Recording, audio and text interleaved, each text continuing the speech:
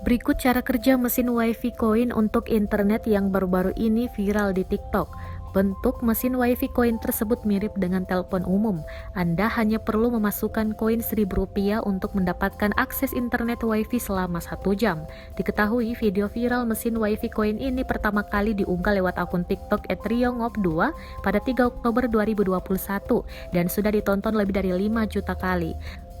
Dalam video terlihat satu besek uang logam atau koin seribuan diambil oleh pemiliknya dari mesin tersebut. Itu adalah pendapatannya dari memasang mesin WiFi Coin. Tampak juga beberapa anak sedang memainkan gadget di sekitar mesin WiFi Coin. Berikut cara kerjanya. Pertama, pelanggan masuk ke jaringan internet WiFi Coin lewat ponsel atau laptop. Setelah itu otomatis masuk ke login page.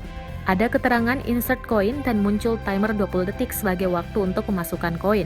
Pengguna memasukkan koin, setelah itu tekan selesai bayar dan pengguna bisa menggunakan internet. Untuk waktunya bisa diatur oleh pemilik WiFi Coin. Misalnya 1 jam bayar Rp2.000, 3 jam Rp1.000, dan seterusnya, menyesuaikan keinginan pemilik mesin. Budi mematok harga seperti berikut ini, Rp7.000 untuk 24 jam, Rp3.000 untuk 10 jam, Rp1.000 1 jam.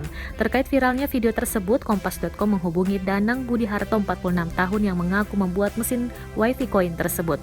Selain digunakan sendiri, dia juga mengaku menjual mesin tersebut. Budi menjelaskan awal mulanya dia merupakan wirausaha yang memiliki kantin di Bali.